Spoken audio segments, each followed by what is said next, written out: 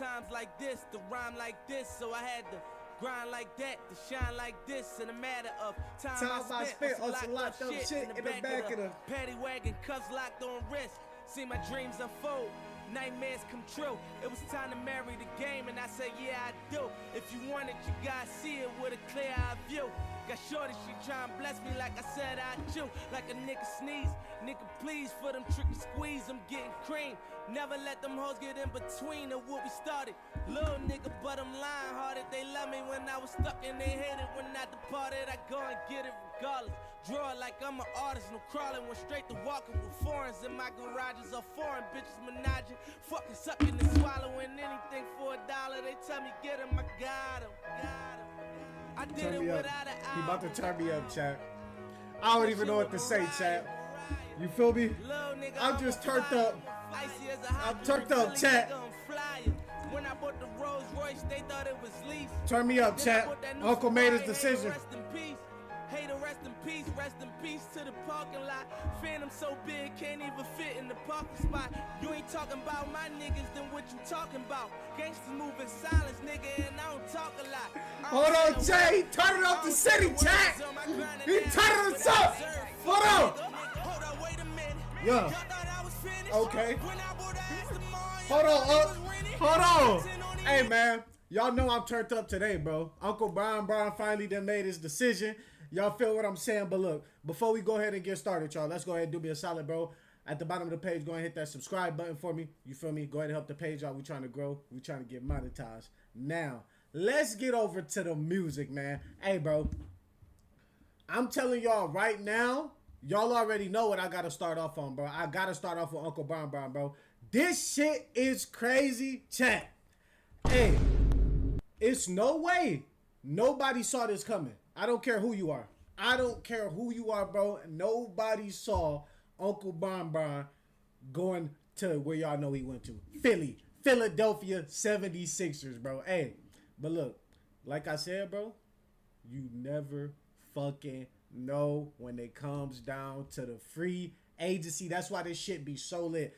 We all been saying it. Everybody been saying it, but it's the facts. You understand what I'm saying? This has been the most lit NBA offseason that we've seen in a very, very long time. And what I don't think people is realizing is there is more stars to get signed. You understand me?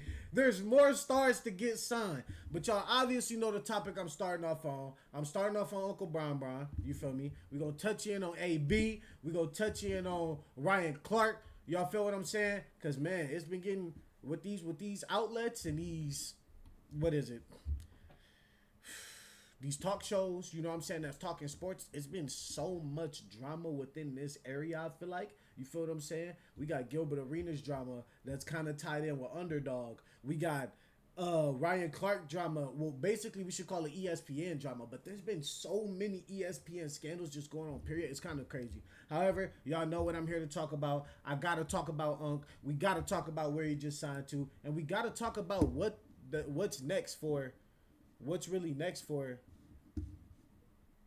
What's the word I'm looking for? What's next for like the Eastern Conference, to be honest. Like, but yeah, let's go ahead and tap in with it.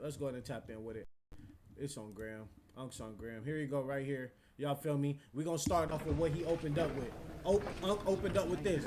He ain't even tell me he was gonna do this, so I'm ain't this what they've been waiting for? You ready?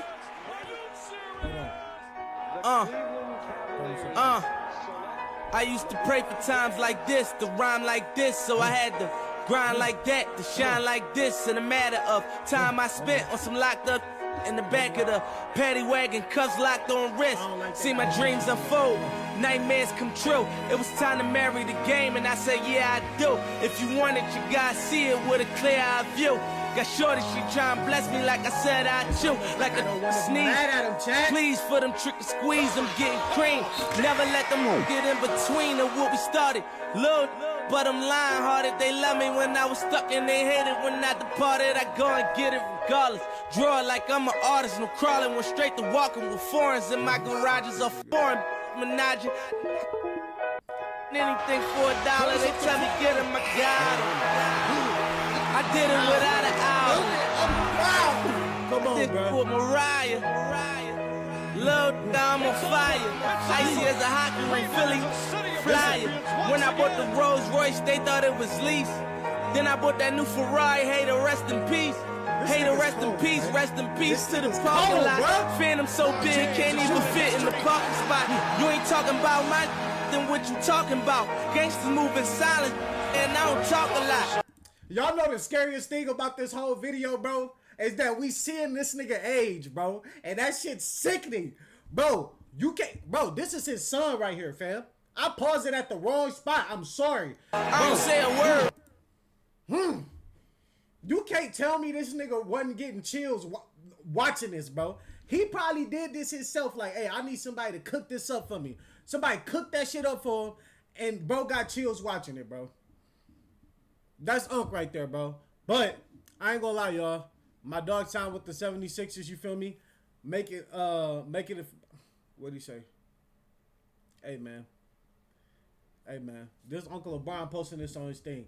But there's just so many questions to this decision that I don't understand. I'm not going to lie. So first, let's go ahead and break down the team, right? I think this is, I'm not going to hold you. I don't know how this is going to work. In Uncle Brian, we trust. But I truthfully don't know how this is going to work just due to the simple fact that the Sixers technically got 4 guards. They technically got 4 guards, including Uncle Brian. Now, we understand Uncle Brian can play whatever he want to play. You get what I'm saying? But we got Jaylen Brown. He said that last season was his favorite season. We got to remember that. That's very important. And he just went to the 76ers, who just picked up Uncle Brian. So we got to start there. 2, you got Tyrese Maxey, who I would say most NBA people and not even NBA people, most people in general is saying that that's his team. I'm one of those people. I think that's Tyrese Maxey's team. I think he's the engine to that motherfucker. His energy damn near affect the whole team. Now, I've said this once before. It's Joel Embiid's team when he's on the floor. I don't care what no one says. It's just the facts. No one can stop him. He's literally, every time he can play, he's the best player on the floor. It's not up for debate. It's just, it's the facts. It's the facts. However, then you have VJ Edgecombe. Now, that's where I feel like, if you really think about it, VJ Edgecombe, he has some growing because he's young. So, of course, he's going to grow. And I feel like putting him behind, like, just having Brian there will help him grow a lot. But we still don't know what VJ Edgecombe's needs. See, a lot of people want to make it seem like he's a primary ball handler. He's really not. He fit real good. He played just real good around that collective group is what I will say. Let's be honest. However, he can still fit. Like, he can. VJ Edgecombe has great defense. Tyrese Maxey, great defense. Jaylen Brown, great defense. So we don't got to worry about people guarding on that floor. So VJ, I feel like can fit in any realm because that boy can go get a bucket when you need him to. My issue is who's their forward?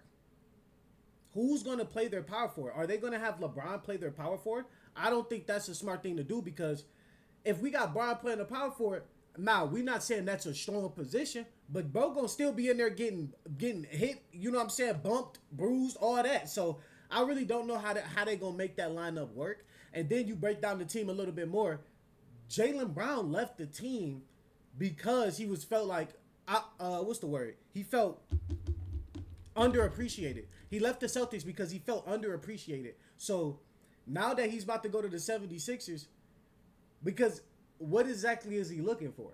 That's what I'm saying. Now that he's about to go to the 76ers, what is he looking for? Because you're not the best player on that team no more. So if you could have potentially been the best player on that team, but now that LeBron James has joined that team, you're no longer the best player on that team, bro. I'm sorry. Also, you got, what's the word I'm looking for? What am I looking for? You got Tyrese Maxey, whose team that is. So it don't matter what goes on. That's his team. I think even Uncle Brian go kind of respect that that's Tyrese Maxey's team when we really break it down. Then, right? So let's keep going. We go to our center, who's potentially the best big man in the league. A lot of people will argue Jokic. We understand what Jokic does. He's basically the big man Westbrook. He's made triple doubles mean nothing. And I had this conversation with the homie earlier. He basically made triple doubles mean nothing. That's fine. Let's keep breaking it down. So we own Joel Embiid as a big man. How many games can we get him to actually play? That's our issue there. Because if he plays, I'm gonna be honest, I think they kind of walk to the finals, bro, in the Eastern Conference. Now, we're going to break down the Eastern Conference, and I want to make a list with y'all because I really don't know. But I think that they can potentially walk to the finals if Joel Embiid plays.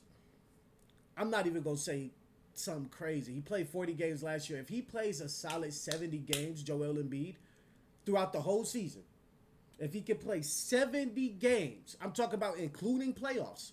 Now, this is the whole season. If he can play 70 games, I think they can make a smooth run to the finals. I'm going to be just completely honest.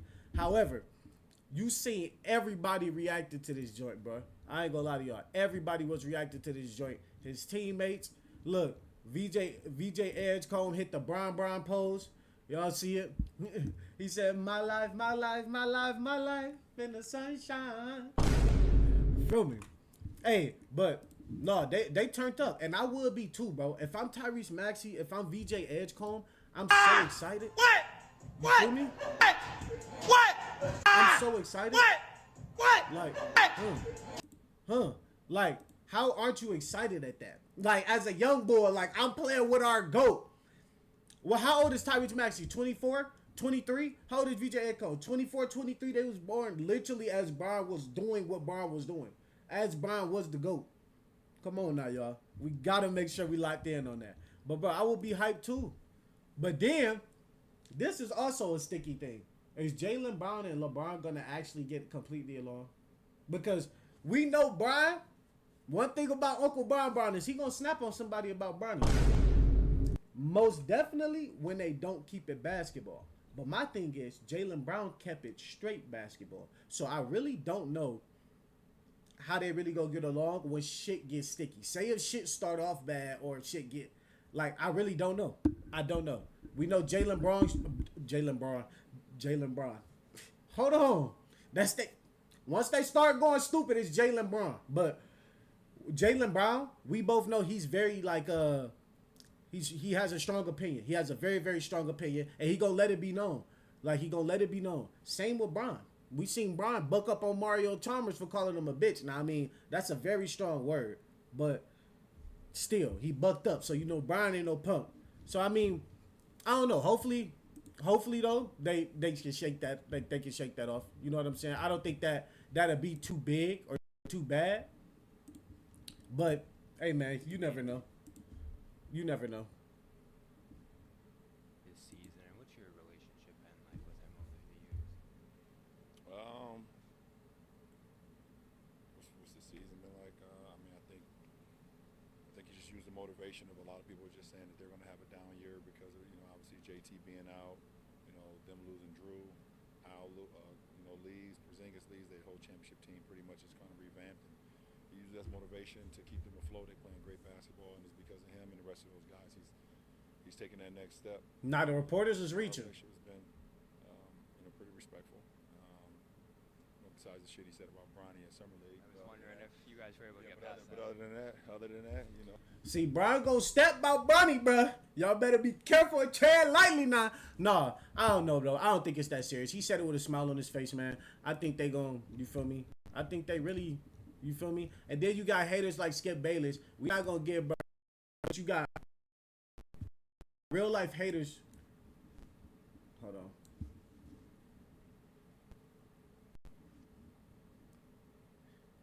You got real life haters like Skip Bayless who can go on there and drop a 17-minute video about how LeBron made the most obvious ring chasing choice. This is why I want to break this shit down, because this is just absolutely stupid. Like, and that's what I be saying about Skip, bro. Bro be fucking reaching. He reaches so hard all the time, bro, and I don't think he understands it. Now, he's a smart dude when it comes to sports. We not gonna take nothing from Skip, but sometimes he really be reaching. Y'all, I'm not gonna play this 17-minute video because I don't think it makes sense. But to sum it up, he said LeBron is ring chasing, and I want to get to that point right now, right? So, the teams that wanted LeBron, let's break this down. The Denver Nuggets, championship team. They have a championship. They wanted him. He didn't go there. The New York Knicks just won last year. He specifically said he would have been a Knick if he didn't if they didn't win the championship. Then he had who else was on there? The Minnesota Timberwolves, also not proven, young team, but he didn't go there. He has the Cavs, didn't go there, not a championship team. He had the Miami Heat, champion on that team. He had Golden State, who would have been a great walking championship team. He didn't go there. How can he be ring chasing at all? I don't get it. Now, let's keep going. Say what team could LeBron have went to that y'all would have said he wasn't ring chasing? That's really the question of the day, of the whole thing. What team could LeBron have went to where he said y'all would have said he was not ring chasing? Just give me one. Now, I can understand if he went to Denver, Golden State, any of the teams that's won a championship here in the last 3 to 4 years. 4 to 5 years, I should say. But he's not. And then this is the question. This is the question too. Say he doesn't win a ring this year, and then somehow they win it next year. Let's just throw some crazy shit out there. What are y'all gonna say about that man when he wins the ring? And what are y'all gonna say about that man if he doesn't win the ring? Uncle Brian gonna get scrutinized either way it go because y'all just want to scrutinize him. It's so crazy because I had asked this in the last live that I had. I said, it was a question that was brought up, and it was, what was it? It was, why has perfection gone down? Like, why does perfection, like being perfect, not matter as much anymore? And bro, it's because people don't care about perfection due to money. We said that. And because people hate on perfection, bro. People hate on perfection when they do see perfection. And then when people can't get to the perfection that they see, they gonna hate on it. And then money don't always equal perfection. So people hate on it in every single realm. So being actually good at the craft, I would say, like, what is it? The pressure that it used to take to actually be perfect at a craft, I don't think it's the same as it is now because how much people hate on it, how much you like people like perfection's not rewarded. I think it's a lot of shit that go into that. But either way it go, y'all gonna dog walk him. Yeah, if he win, oh, he was ring chasing. He should have won the championship. If he don't win, oh yeah, and he joined the best team and he didn't win the championship. That's what he get. Now, what I want to do is this. I want to pull up the ESPN or the Eastern Conference Finals. Eastern Conference NBA. Let's pull up the Eastern Conference. I don't even want the playoffs. I just want the Eastern Conference standings. I just want the Eastern Conference. We gonna go off this year's team. I just want the conference. That's all I want. I don't want nothing else, chat. I just want the conference. You feel what I'm saying? Now, we go to the Eastern Conference, right? The Pistons. We got the Pistons, right? No one knows how the Pistons is going to waver this year. Jalen Durant's not happy. We lost Tobias Harris. Like, we don't know how the Pistons are going to waver this year. So we not going to bank on them being in the top 3. I tell y'all that right now. We not going to bank on them being in the top 3. The Celtics, I told the homies earlier today, and y'all can mark my words, I think Paul George is going to come back hooping. No one gonna hear me when I say this. I think Paul George is going to come back hooping, and y'all are gonna be surprised. Paul George didn't play bad. He just had an off year. That's the thing. Bro did not play bad at all. He just had an off year, and that happens. He got in a little bit of trouble. Whoop-de-doo. You understand what I'm saying? I think Paul George is gonna come back. I think the Celtics is still gonna be in the top 3. I think the Celtics is still gonna be in the top 3. I'll tell y'all that right now. Matter of fact, I'm gonna open another. I'm gonna tell y'all my list. But Celtics, Knicks, they kind of just stayed the same, but they coming off a championship. Come on, Cavaliers stayed the same a little bit, coming off a championship. Raptors, I think personally they got better. I think adding Kawhi, you got Scotty, you got who's their guard? Who's the Raptors guard? Because they got guards out there. R.J. Barrett, Kyle Anderson, Jacoby Walter. Like, I think they on that. They on that. Now, I'm not saying they're gonna be top 5, but they're gonna probably be that 6 through 8 range, the Toronto Raptors. And that's just me giving them that. The Hawks got a squad. Just picked up who? Y'all know who? Nazi Reed boy. Just picked up who else? That first round. Who's the first round pick? I'm not about to go through every. They got the first round pick from the three round trade. So talk to me there. But I don't know where the Hawks is gonna waver. I'm not confident in the Hawks because they're just not a good organization. There's just certain organizations that's just not good organizations in sports. And I don't think the Atlanta Hawks is a good organization. I'm gonna just be honest. No shots at them though. No shots. I just don't think they're a good organization. Now, my bad, y'all. Let's keep going. We got the 76ers. Y'all obviously know they probably gonna be top 3. Stop it. They're probably gonna be top 3, maybe 3. Maybe 3, because I think that I don't know what Joel Embiid is gonna give me, dog. That's why. Magic, they can make a run. They always surprise. So you never know with Magic. They always surprise. Hornets, I think they're on rebuild. Miami Heat is going to be in the top 5 for sure. I think they might be in the top 3. The Bucks, I think, are cooked. The Bulls, I think, are cooked. The Pacers is going to be a team to look out for, and so is the Wizards. I'm going to be completely honest. But if I had to go be honest with y'all, the top 3 teams, I'm going to tell y'all right now, I personally think the Boston Celtics take the 1 seed. The 76ers take the 2 seed. The Knicks take the 3 seed. The Miami Heat takes the 4 seed. The Raptors take the 5 seed. Cleveland Cavaliers take the 6 seed. I think the Wizards might take the 7th seed, and the Pacers might take the 8th. I think the Pacers got worse. I'm going to say Magic going to take the 8th. The Hawks, I don't know, y'all. Like I said, their organization, I just don't trust. You get what I'm saying? So, my list one more time. I'm going to tell y'all. Celtics 1 seed, 76ers 2 seed, Knicks 3 seed, Heat 4 seed. Who was it? Raptors 5 seed, Cavs 6 seed, Wizards 7 seed, and I don't know about the AFC team.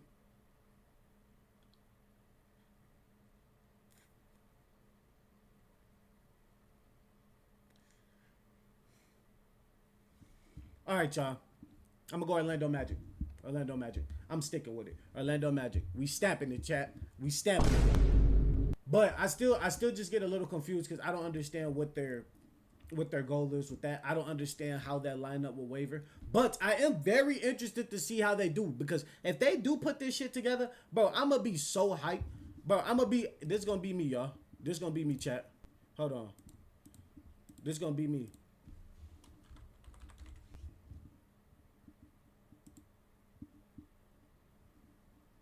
Where is that?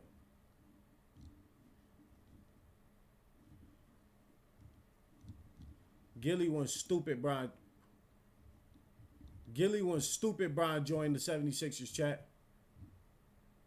Gilly went stupid, I'm telling y'all.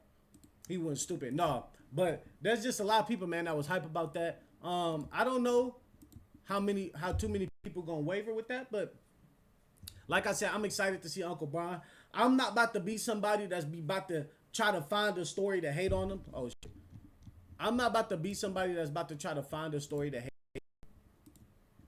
Where's Uncle Brian? I'm sick of looking at this now. What happened to my Instagram? Like I said, I don't know how people really gonna treat this shit. I'm not looking to hate on Brian. I'm looking to be hype on Brian. You feel what I'm saying? Like, I'm looking to enjoy Uncle Brian's last couple years of him balling. Like, we just seen Kobe. Kobe just gave us 61. Not just, but Kobe gave us 61 before he skated. You feel me? Uncle Brian, what is Uncle Brian going to give us? Y'all know he still can play at a peak level. He's just older. So if he give us one last hard game, how do y'all think this is going to go? But this is why I like the new young teams that's coming in, bro. This is why I like the new young teams that's coming in as well, because I want to touch on stuff like this. This is how you know the competitive nature in the NBA is coming back. So allegedly, LeBron texts Anthony Edwards and he said, what would happen if I chose another team other than the Timberwolves when he was recruiting them? Anthony Edwards goes, that would be okay, because that means I could just tear your head off when the two teams meet the court. This is SportsCenter saying this, chat. No way it's cap. No way it's fabrication. No way at all. But like I said, bro, I'm hyped for LeBron, man. I can't wait to see what he do. I think, like I said, I'm mad at him because I don't understand the decision. And I'm like, why? Like, because I want to know. Now he got me even more confused on what he's looking for.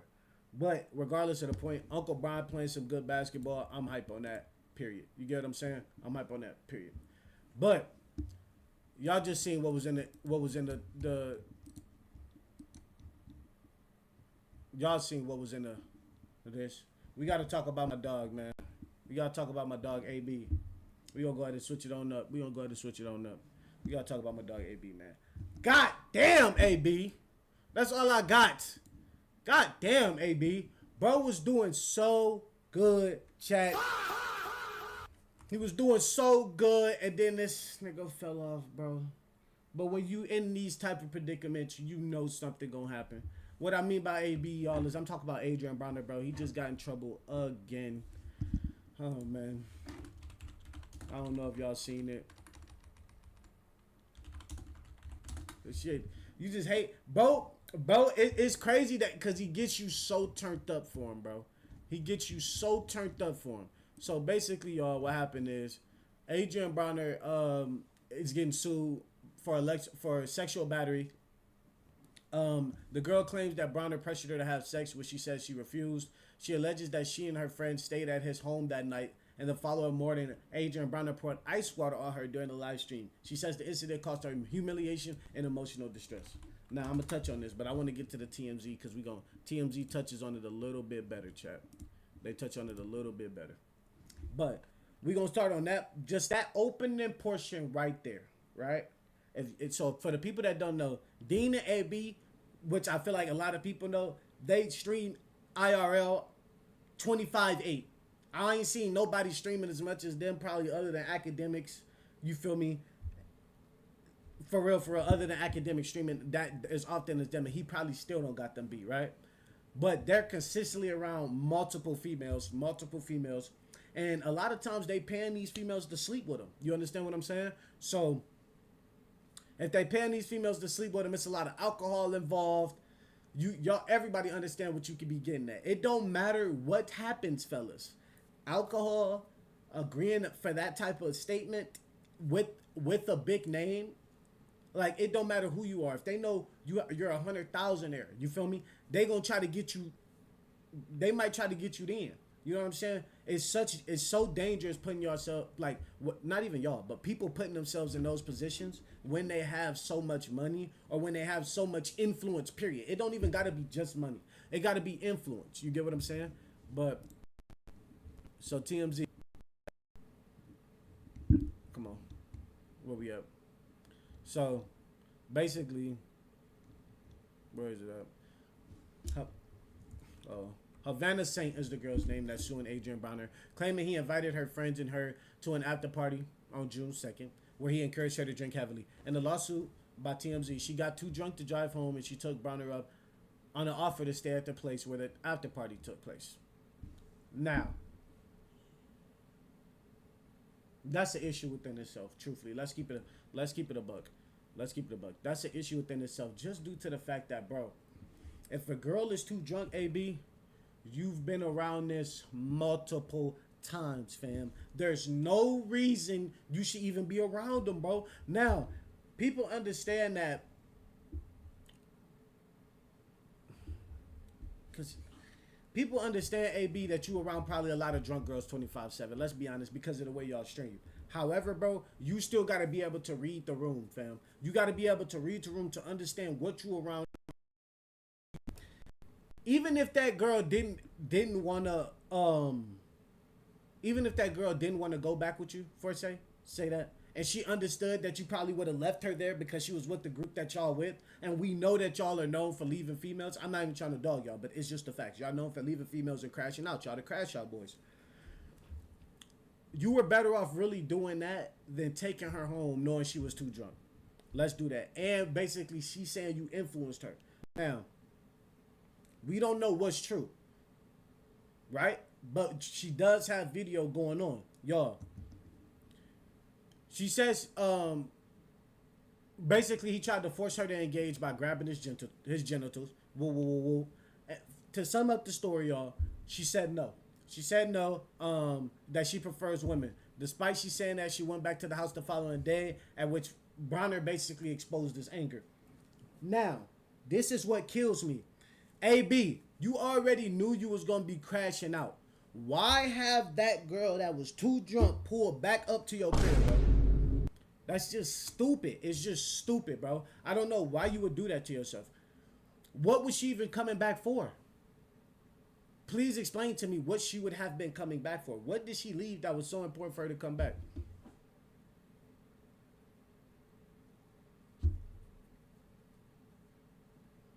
Probably because AB thought he was going to crack again. Let's be honest. He probably thought he was going to crack again. And it probably backfired on his ass. Because she probably didn't give a damn about what happened earlier. Right?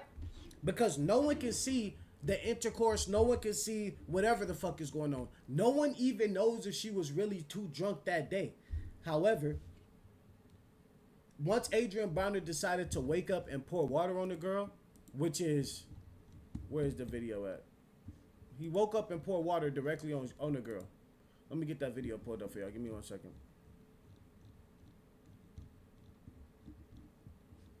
Where's the Adrien Broner pouring water on her at?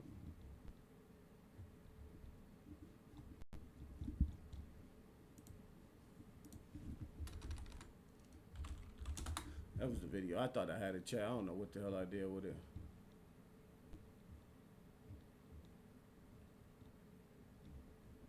He woke up and then just poured water on the girl. Hey, nah, chill, God. So, this the video right here, y'all. So what happened is Dean wakes him up. He basically calls AB super horny all the time. AB, the girl is over there laughing in the corner. AB picks up the damn, like a pot of water, which I don't know why he had a pot of water on the side of his bedroom for real. And this nigga goes and pours it on the girl. So here goes the video right here. Hey, nah, chill, God.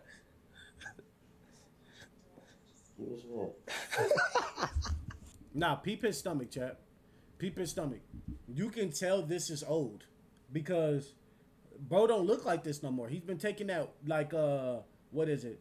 Their little lock-in-a-thon. They have like a, what is it, a 60-day lock-in-a-thon or something of that nature. And AB is, bro slimming up. We got her ass, bro. You started. Hey, bro. Right there, y'all. I'm telling y'all, right there. That's when bro messed up. Now look, she cooling, bro. She cooling. She's relaxed, y'all. She's relaxed. She on the opposite end of the room. She got, it looked like just a shirt on right now, but she don't. I seen that she had on some pants when she stood up. But y'all, she's relaxing right now. No, nothing's wrong with her. So whatever happened last night, she obviously is not tripping on it, right? Now, even if she is tripping on it, because let me not, allegedly she's not tripping on it. From the looks of this video, though, it don't look like she's tripping right now. Look what you started. She's laughing and all that. Hey, bro.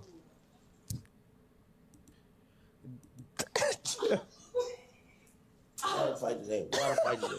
Water fight today. Yeah. Bitch, you gonna be here? You gonna suck some dick? You gonna water on niggas. You too. Now, we've seen him crash out like that a lot. She's not the first girl he said that exact statement to. She is not the first girl that AB said, nah, you gonna suck some or you gonna get the fuck out. That's what I was saying, though. That's why I say even that night from the club. But I'm saying basically to stop the situation before it happens. I do think this is the situation that damn near made it all explode. To make her speak on what happened. You get what I'm saying? Now the simple fact of them even being around that many girls with this type of issue is going to look a little different. And people already say like the image that AB be putting off when he's on these streams. People already are saying like, AB, you look a little pervish. Like, and people are saying that like from just videos. You look at, go read the comments. Go. Like, you know what I'm saying? I think sometimes bro just be a little too drunk. I personally think bro just be a little too drunk sometimes. But like we said, this is old, yo. This is June 2nd, about a month ago. So not too old. But I think that's what really set her off, right? But this video right here is them actually like figuring out that they are being sued for sexual assault. And then the thing is, if y'all, we gonna watch this video, but I've watched it already. They look at each other like, damn, once the name is understood, they know exactly what's going on. Now, my issue here is, right, Adrien Broner, I feel like, was doing real good, but we would be lying to ourselves if we said we couldn't see this coming.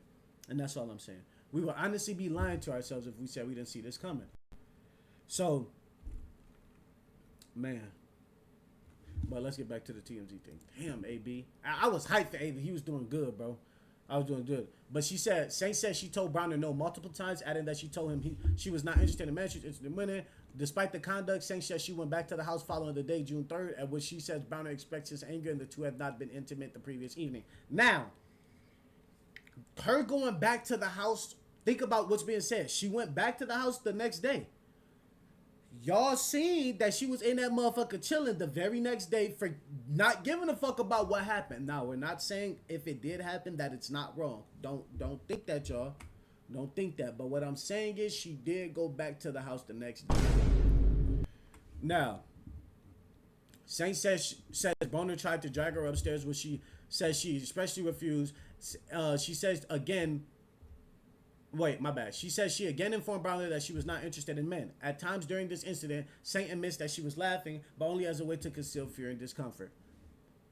I don't know about him dragging her upstairs because he was in there asleep when Dean went and woke him up from the video surface that we have. If we gonna break it down. However, we can't say the girl because we don't have all the video clips. You know what I'm saying? My thing is, if you felt that uncomfortable, I don't think you should have pulled up to the house the next day. However, like we said, AB, bro, you got to be a grown, like, man, bro, you got to be smarter, bro. You've had money for a minute. You've lost the money. And now you getting it back, bro. You know for a fact that you should be moving way smarter, bro. Out of fear and discomfort. On June 8th, Saint says she went to a separate live stream content resident in Los Angeles, California, County, California, to Brown. She said she came intoxicated and pulled her and dragged her from the house and pressured her to come with him to Chino. Once there, she says Broner again pressured her to have sex with him, which again she says she declined. She says her and her friends slept at Broner's house that night, and in the morning she was doused with ice water by Broner while live on stream. She says the act caused her humiliation and emotional distress. Now, what did I just say, chat? If Adrien Broner doesn't go and pour the water on that girl, it's a complete different story. He ignited, he pissed her off. He absolutely pissed her off. Regardless of what we saying, she was mad that that water got poured on her, and she was in live stream. If you look at the video, chat, where's it at? We had it pulled up. If you look at the video, what's the first thing she do after she get the water poured on her? Watch this. Bro. Look at Cam. Cam, turn away. Water fight today. Water fight today. Watch. You too. Look at him. I'm Cam. by myself. Oh ass nigga. I'm like, hey, bro. I just think my dog gotta be smarter, bro, cause he's fucking AB. But the thing is, let's get back to it, man. Emotional distress. That's a big one because she was on live. Now I'm pretty sure that if they're on live, they have them sign something. So whatever happens on live or some shit like that, I would hope. I don't know how this works. I'm gonna figure out very soon though, chat. Tell y'all. But Saint insists she and Broner never had sex. We have to make sure we remember this, chat, because that's very important. She's declined him multiple times. She's never had sex with him. She is stating this, but alleges he made comment while on live stream, suggested they did, including saying at one point she had made him, you know what I'm saying, bust that thing. You feel me? She adds another man, Dean, basically this is where he gets in, made defamatory statements about her when he told watchers on his live stream that she slept with numerous of people at the live stream residence. Saint is suing Broner for sexual battery and assault, and she's suing Shabazz, which is Dean the Great's real name, for defamation and intentional infliction of emotional distress. She's also suing the streaming kick platform for negligence, meaning that they didn't act when she told her on that. We've reached out to Broner so far, no worry back. That's TMZ, right? However, it don't matter where she slept. That don't matter. If she denied that she's never slept with him, but she's suing him for sexual battery and what is it? And defamatory like remarks. What else was it? Suing him for sexual battery and defamation of character.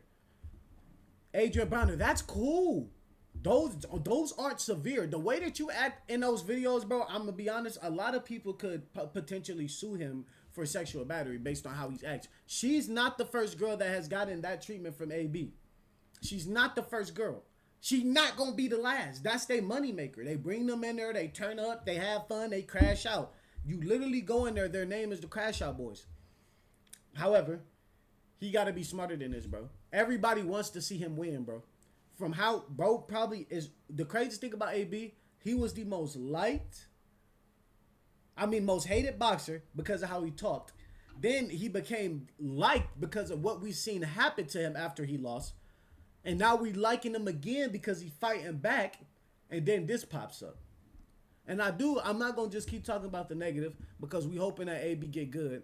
But I do want to show y'all this video because this is when they first figured out. And then we gonna talk about some of the positive he's been doing because he has been trying to get right. That's what sucks about this. AB has been trying to get completely right. He's been in the gym. He's been training. He's been serious. He's even been crashing out on people in the gym. Real life boxers. MMA fighter Bobby Green, he crashed out on it. We gonna type out about that. But it wasn't like no disrespectful crash out. It's just you could tell that sport meant something to him. You can see he getting these flashbacks. And as an athlete, everybody knows, bro. Those flashbacks come back to you very much. Very much. Like, come on. Like, bro, you gotta love it. You gotta love it. All right. But this is him and Dean when they figuring out. Basically, I think the director is telling Dean what's happened, and then they get hip on game. But we gonna watch it right now, chat. Tune in. Why they spamming TMZ, gang? Why they spamming it? I don't think they would be spamming it like that if it was good. Bro, what? Who's suing me? Now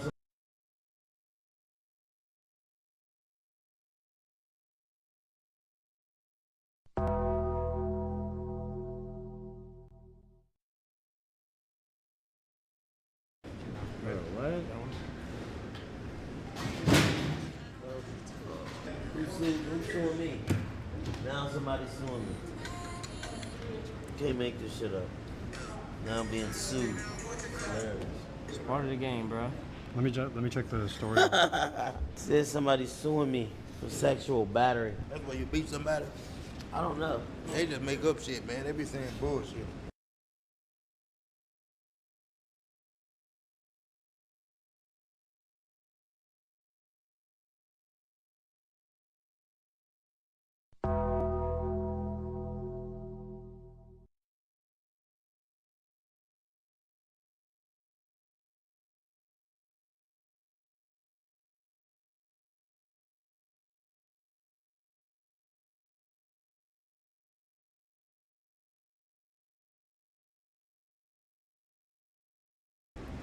In there, the food with him, boy. He beat somebody for the pussy. That's what it sounds like. What's the name? Who's that? I don't know. Who the fuck is Savannah? Oh, don't tell me that's the one when me and Ray J was playing. But it was on. Damn, I was just talking that whole time, chatting. My mic was off. What I was saying is, my bad. I apologize on that. I'm gonna run it back. What I was saying. Hey, why they spamming TMZ, gang? Dean, TMZ? when Dean gets serious because he knows what's going on. What I'm saying is he got people around him who's asking, like, if you hear this dude in the back, he says, I don't think they would be spamming it like that if it was good. Sexual battery. When you be hitting on people, like, bro, it says sexual in front of it. At least use your context. You're smarter than Now somebody's suing me. Can't make this shit up. Now I'm being sued. Hilarious. It's part of the game, bro. Let me check the story. Says somebody's suing me for sexual battery. That's why you beat somebody? I don't know. beat They just make up shit, man. They be saying bullshit. But they do make up shit. In there, the Right food on with that. him, boy. And He I beat ain't somebody like, for the pussy. That's what it sounds like. What's the name? oh, see, See, I was wrong. I had to listen more. He said he beat somebody for the. You feel what I'm saying? So he obviously knew what was Who's that? I don't know. Who the fuck is Savannah? a little bit, I guess. Apparently. Oh, don't tell me that's the one when me and Ray J was playing. But it was on what's the date? See, look, and I want y'all to understand. He said, I hope that's not the one from when me and Ray J was playing. The AB, that's another female, bro, that you kind of damn near snitching on your cell phone. Because if that girl can remember that she was the one and she adds to this case, that's bad. That's why sometimes it's better to just, you know what I'm saying? Like, especially when stuff like this go up. People start talking too fast. They start damn near incriminating themselves. Like, come on, bro. That was last month. Was that in Miami? June says June 2nd. Be on that NDA. Yeah, no, for sure. But allegations, that's part of it. But let's not talk about it. But it's still though, you gotta spend money for bullshit. That's funny as fuck. Come up with female said you beat them up for the pussy. You can see the stress starting to kick in right there. The stress starting to kick in. They laugh it off just a little bit. But that shit irks, bro. Hell no. Oh, they ain't say it's okay. Yeah, no, they ain't saying that. It's bright. It's bright, bro. He ain't do shit, bitch! Lying ass hoe. I told you. That's the defamation. That's the defamation. Come on, Dean. Adrien Broner, yeah. I told you. Them boys, I'm telling you. I knew it was coming. Woo! No, we ain't got too much more, but I do want to speak on the positive, bro. He got back good with his mans. Like they said he sent some text to Gervonta Davis. You feel what I'm saying? You know what I'm saying? Since they've been locking in, this AB when he was drinking. So this is last month around the time that probably was going on. And this to the right is him now, man. Locked in. It's taking a minute. But whatever Dean did to get him actually locked into that boxing, rather if it was Dean actually taking this fight and taking it serious, we are so happy to see AB like this. So it sucks to see that this is happening to him because we seeing him slowly but surely get back on the track we need him to get on. We would like him to take the alcohol back a little bit, but that's it. But this is the last thing I want to show because I wanted y'all to see this is how serious he been. Hold on. No, because it's the Gervonta Davis text messages too. Let me.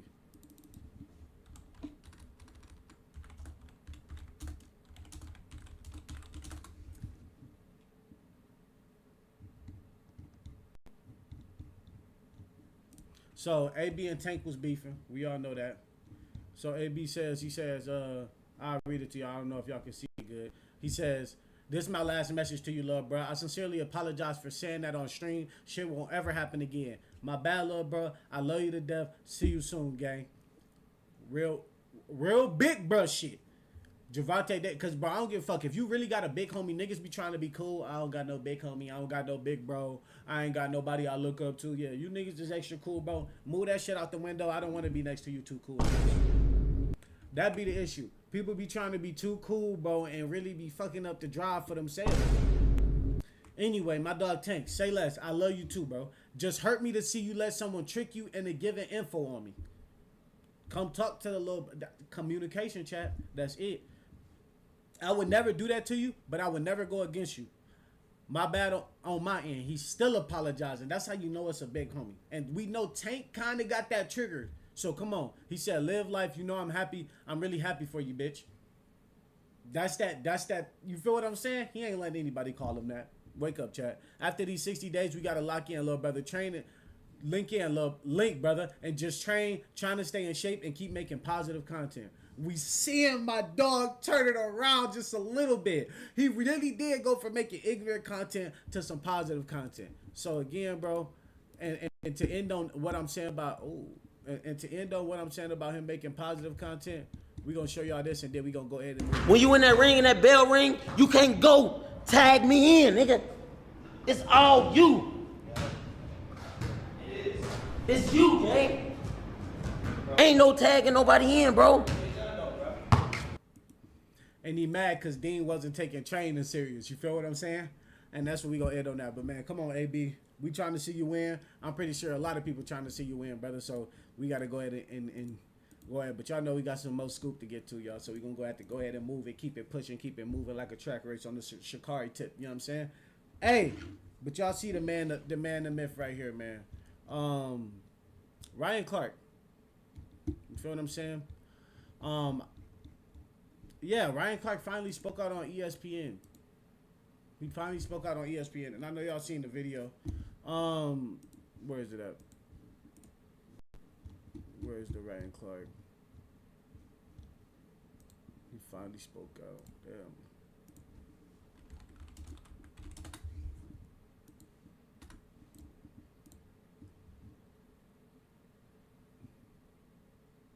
So Ryan Clark finally spoke out on ESPN, right? And basically, he's told his side of the story as to what happened behind the ESPN firings and how basically he got fired. His personal experience of him getting fired, and everybody was tuned in because truthfully, Ryan Clark stirred a lot of feathers, but he was a good analyst. And on top of that, it was such a weird firing for Ryan Clark to go. However, chat, let's not forget. It seems that right now the rumor has it that it seems as if that has to do a little bit with Pat McAfee, because Pat McAfee just got paid $65 million from ESPN, and they were cutting people with salaries that was $2 million, $3 million, basically seeming like they was trying to sum it up to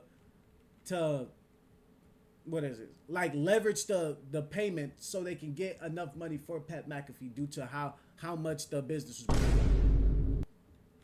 However, but when we tapped into the interview chat, Ryan Clark actually states in the interview that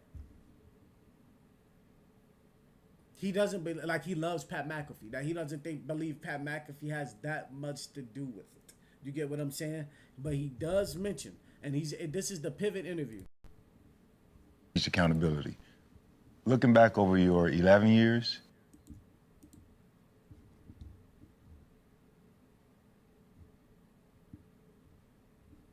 All right, y'all. Welcome to a special Friday edition of The Pivot. That's Fred T. I'm Chan. Pivot. You're a stand-up guy. You've always preached accountability. No, because I'm a stick it here, because I'm gonna want to end on this. I don't want to dig too deep into the podcast, y'all, because I don't want to get copyrighted. But I am gonna make my points on Ryan Clark. So basically, because we all know the talks behind Ryan Clark, there's been people like Jason Whitlock talking bad about Ryan Clark. I told y'all my feelings on that in the last video. However, basically, to sum up this interview, it was a lot of things that was already leading up to Ryan Clark getting fired. However, Ryan Clark wasn't aware of these things that was leading up to that. He did state that he saw signs, but he kind of just ignored them because he felt that his hard work was going to be enough to get him over the gap or get him over whatever doubt that the company had about him. You get what I'm saying? But when Ryan Clark breaks down this interview, you start to notice that there was a lot of things that was being thrown at Ryan Clark that Ryan Clark probably should have acted on a little bit earlier, but he didn't. For example, he preaches about and one of the big things, because this is an interview I do want to show actually. Before we go to the pivot, this is a big interview. This segment right here between Ryan Clark and who is it? Pete Schrager, right? Where they have an interaction on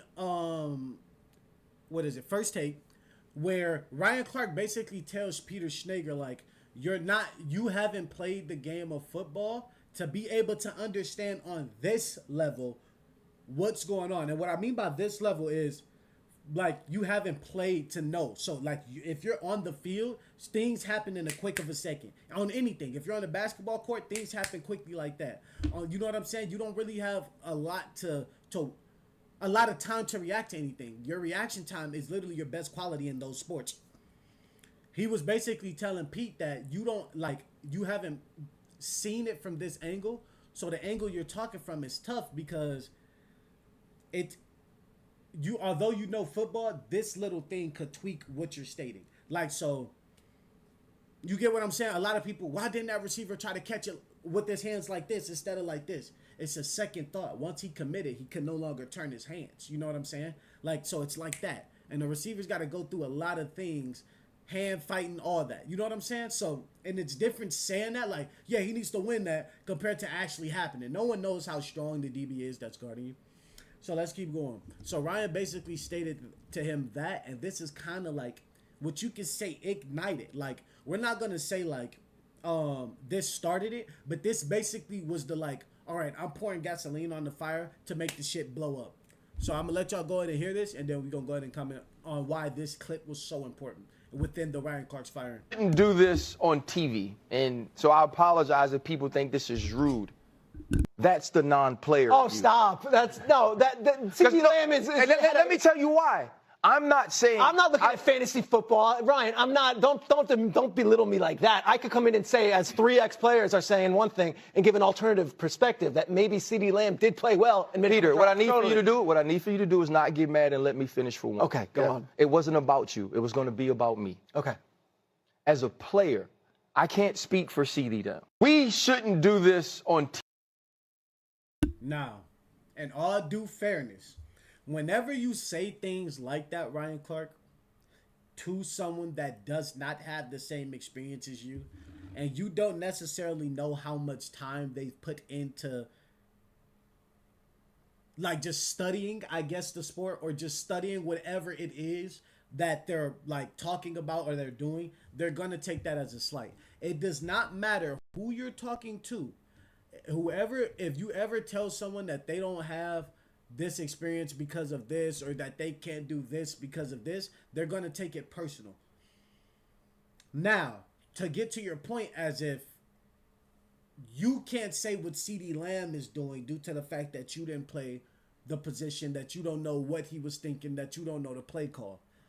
If you put it like that, I believe, before you go in and tell him that he don't have that experience, I believe it waters the situation down a lot. Now, when you are debating, you don't think, and trust me, y'all, I debate 25-8. You can ask anybody around. I'm the debater of debates.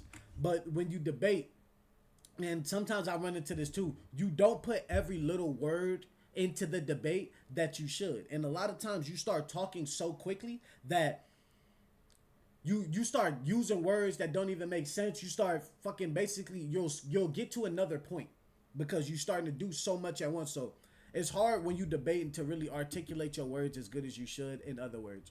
However, after this incident here, what Ryan Clark states happens is, and that's in the Pivot interview, if y'all want to know what I'm referring to, it's going to be the interview at the Pivot. You're a stand-up. He speaks on basically like that interview. Once they got off the segment of First Take, he goes to the back, and in the back of that, like in the back, Pete Schrager, he's celebrating the segment like he think it was a good segment. Now, from Pete Schrager's point, because we can't just say that he's correct because it's not correct, because everybody gonna say this person's correct and this person's correct and this happened, but in reality, it's just based off of whose side you see more. And I think this was the biggest mess up of the segment, or this was the biggest like red flag of how Ryan Clark was being treated based on what he's stating. You go to the back after you debate with someone and you're celebrating the debate basically because of what you did. You just told someone off. You're not celebrating because you made a point within a segment that just outdid theirs. You get what I'm saying? So you're basically celebrating humiliating someone instead of celebrating your facts being better than that person's facts, which is what debating normally is. So when you go back to the back and start celebrating that immediately, and you don't go talk to the person that might be feeling some type of way, or that the person that you allegedly popped off on to make sure that y'all are good, is going to look a little different. It don't matter if you've been dealing with this person for 1 year. It don't matter if you've been dealing with this person for 15 years. You get what I'm saying? If you go at someone, because no matter what, when you debate, people like mannerisms is going to change. For example, I get loud. I know some people get tough, but they're not going to fight you. I know some people start joking like they don't care, but they'll still keep the conversation going. Bro, it's so many mannerisms to debating. However, the main thing that people forget after debates is you should still check on that person no matter what. Like, yeah, bro, I ain't getting too personal. I ain't mean no personal, bro. And they're going to be like, yeah, it's cool. But maybe they might not accept it or they will accept it. But I tell you what, they're going to respect the fact that you checked in on them. However, another thing that Ryan Clark pointed out, which is very important to me, is they were already belittling him by like not telling him what days he was scheduled to work, or telling him he couldn't be on certain segments that he's begging to be on. And this is where he even states that he hate that he begged. He should have just took what he took like a man and kept moving. And y'all go ahead and tune into that interview, because I'm happy that he got to speak out, because he does actually show that, because he's handling this so gracefully. That's the one thing I do want to say about Ryan Clark. He's handling this situation so gracefully to where it could teach a lot of people, like, it, no matter what happens, bro, you can be super pissed at the situation. You can be super happy at the situation. The ending of the situation was still going to be the ending of the situation. The outcome was going to be the outcome no matter what. There's not too much more you could change that once you already laid that ground. You get what I'm saying? You can only get so much time to switch up certain stuff, like certain things. My mistake. However, he's celebrating in the back, and what Ryan Clark is stating is the people he's celebrating with in the back, they are a different color. Those were the people that were basically not telling him about the schedule and basically just leaving him out on informational things that can help the segments and that can help the first take. So the people he's celebrating with are already people that that basically been kind of sabotaging Ryan Clark. So Ryan Clark pops off. Now, Ryan Clark states he was 15 feet away from him. Boom, boom, boom, boom. We all know once the segment is over, that's fine. You can go and cool off, which Ryan Clark said he did. He stated he walked away. However, everyone knows human nature. If someone is consistently antagonizing it, which Ryan Clark basically felt like he was being antagonized due to the dude celebrating, telling him off instead of winning the segment. You get what I'm saying? So Ryan Clark's pissed, so he tells the dude off. He said he dropped the F-bomb. He said, don't ever talk to him that way. You know what I'm saying? Which is respect. But Ryan Clark said he believes that day is what deemed him as the mad black guy. And everybody know if you're working in a corporation with a lot of opposite colors, it don't even matter what race you are. If you're working, most definitely black though. Let's keep it a buck. If you're a black person working in a majority white organization, it's gonna be tougher for you than the most. People can hate it all they want, but the truth is the truth. And you don't ever want to look like the mad black guy. That's why that statement is a thing. You don't want to look like that. So him probably trying to protect that image, that was probably shattered when he did that, because they only needed a little thing. Now, a lot of people are saying like Ryan Clark was whining or they're making fun of him for crying. But Ryan Clark says that basically, bro, he felt like he was the only one in there, no matter who had like power. Like he said, Stephen A, he knows he has a lot of power, but he couldn't do much. He said that those people called him though, and we're gonna get to that point too. However, you continue on, and he goes in. Now at this point, he's trying to defend his name. Like and he's still trying to defend his job. He's still stating how he wants to work there. He's still stating how this is affecting him. And again, you ain't gonna drop no tears. You've been working there for that long. He stated 12 years he's been working there. So he dropping tears because, bro, that's damn near his life. People retire after sports. They get out of sports for 12 years and have no clue what to do. We seeing Dustin Poirier go through it right now. You feel what I'm saying? A lot of people lose themselves. You hear athletes say this all the time. The thing is, people think you lying, or think they lying, or they bullshitting. They not bullshitting. They don't know who they are outside of this, because y'all only love them for this. But let's get to the point. He's worked there for 12 years, but he stated that another big thing is the video that was leaked that we seen Ryan Clark going off on Pete, which is this video, was dropped from the control room. So he said the control room dropped that. And then he said after that he got into it with Peter Schrager, that team, after this incident here, people that he worked with for years that's never seen him showing aggressive bones stated that they thought that he was going to hit Peter Schrager. Now, were they the opposite color of him? Yes.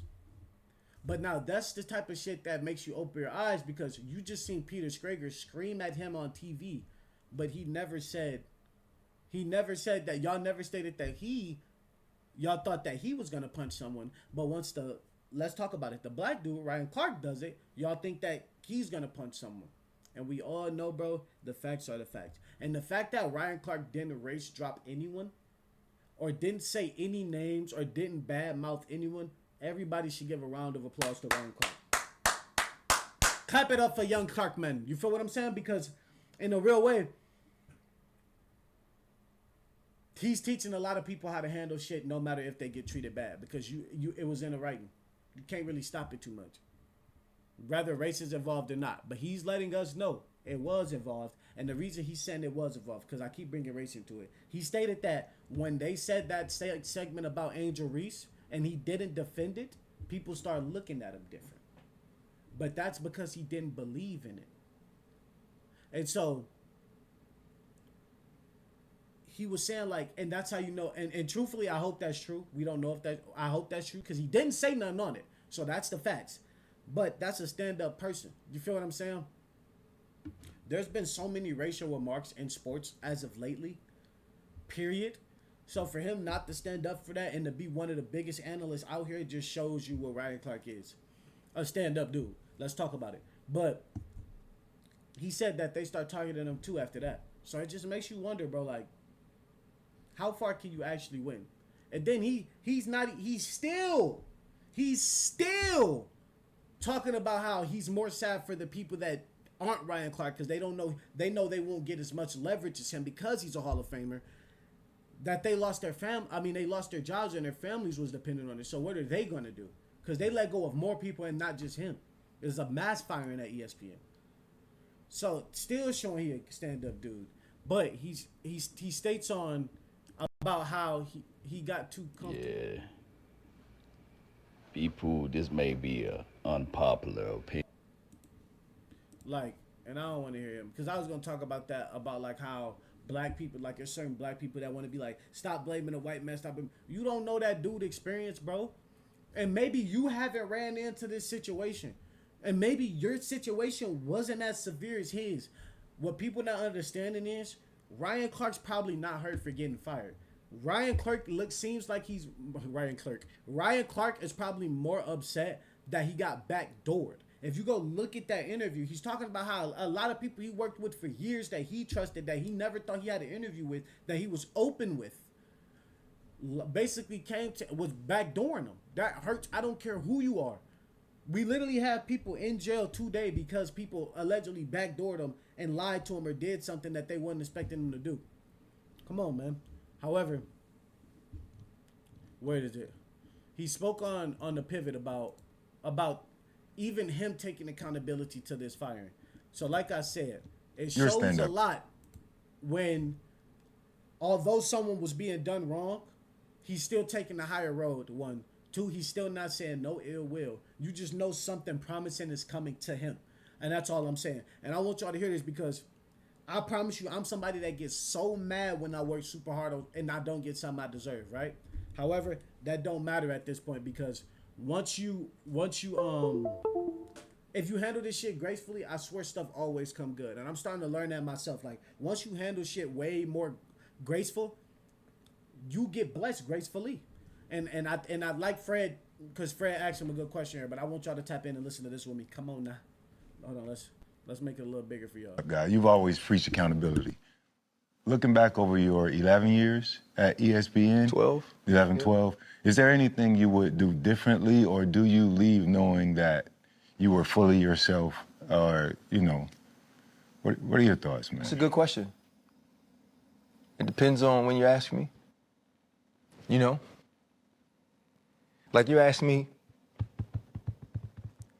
like when I see people in public, like OGs and like aunties and stuff, and they tell me they proud of me, and they proud of like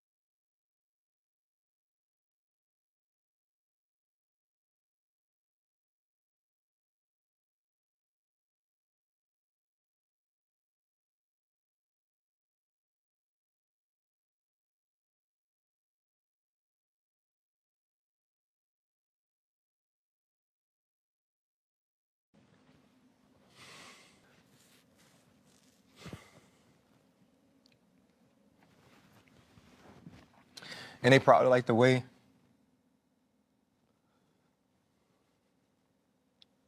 I represent the community. Yeah. I wouldn't change anything.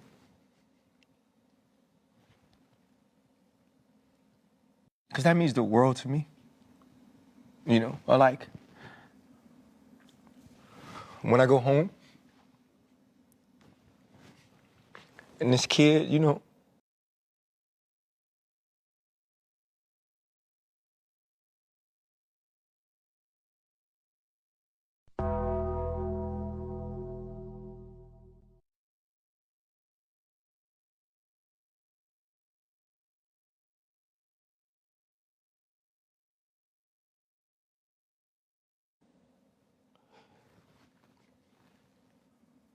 from the West Bank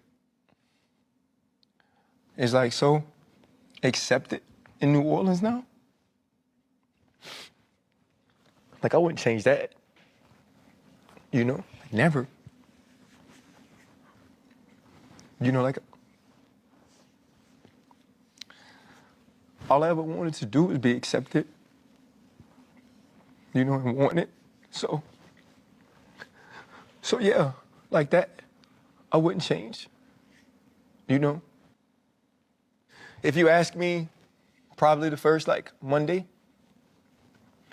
of football, when all my friends get to do something like we did like super special together, yeah, I'd probably change it, you know? I'd probably work harder to like be who they wanted me to be, or like build relationships with like bosses or executives, you know, cause like it's just a relationship game. Cause like I just see these people on TV who like aren't better than me, but I know I've never been at the tables they've been accepted at. So yeah, you know, there's some things I would do differently. I feel like there's a group of individuals who wanted to like devalue my voice, who wanted to take away my platform. I feel like I let them win.